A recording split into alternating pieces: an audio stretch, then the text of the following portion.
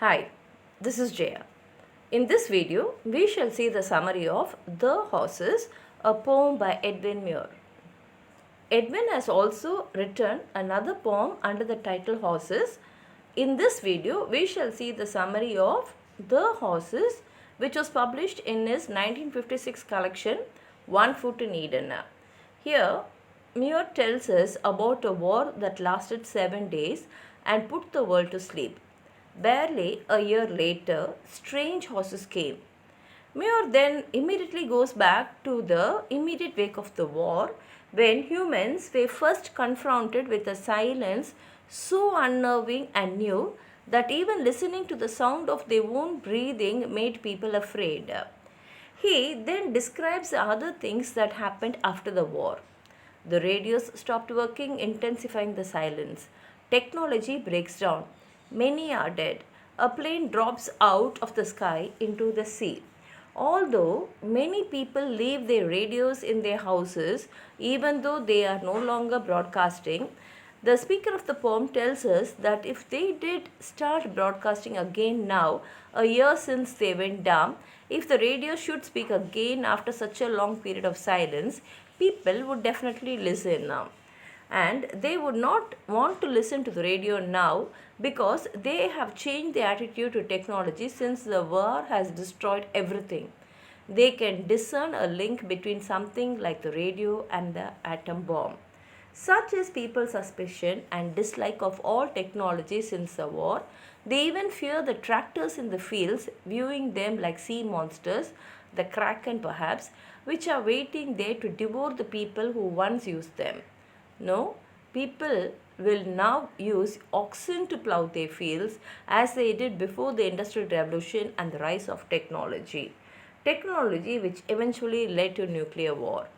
Then the horses returned, coming up the road and making a tapping noise on the ground that gradually rose to a sound like the rolling of thunder. People were scared of the horses at first because they had turned their backs on the creatures. The previous generation had sold theirs to buy tractors, replacing the trusty animals with modern machinery. But now the horses are returning. Now we get an insight into why the speaker began the poem by describing the horses as strange. People had lost their bond with the animals, with nature, in their rush to embrace new technology. It's as if people are now reconnecting with an alien and long lost world of medieval chivalry, in which horses were depicted on knights' shields and or in books about medieval knights. Although people were reluctant even to go near the horses at first, eventually they approached them and rediscovered their relationship with them. A relationship based on servitude but also more positively companionship. The return of the horses signals the beginning of a new way of life for the survivors in this post nuclear landscape, as men and horse become a partnership once more, returning to pre industrial farming and forging anew the old bond between man and nature. Now let's see the poem, The Horses. Barely a 12th month after the 7 days' war that put the world to sleep, late in the evening the strange horses came. By then we had made our covenant with silence. But in the first few days it was so still, we listened to our breathing and were afraid. On the second day, the radios failed. We turned the knobs, no answer. On the third day, a warship passed us heading north. Dead bodies piled on the deck.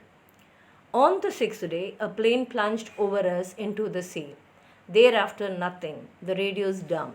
And still they stand in corners of our kitchens and stand perhaps turned on in a million rooms all over the world. But now, if they should speak, if on a sudden they should speak again, if on the stroke of noon a voice should speak, we would not listen. We would not let it bring that old bad word that swallowed its children quick at one great gulp. We would not have it again.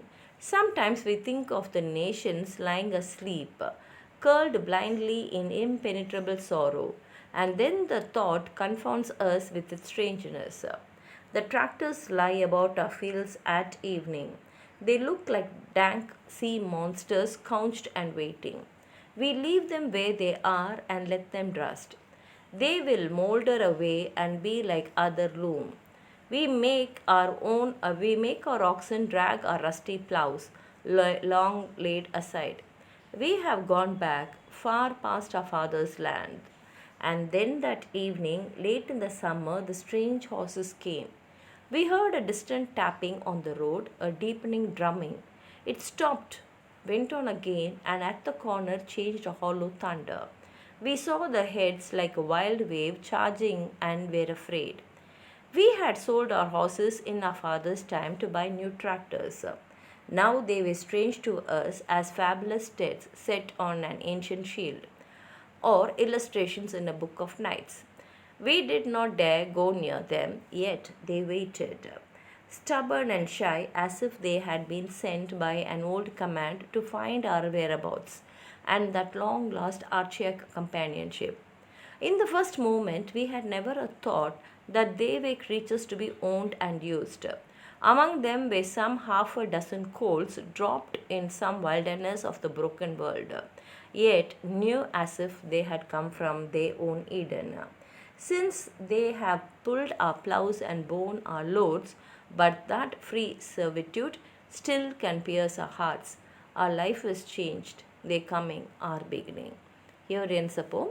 If you have anything more to add on to what I've said, please write it in the comment box.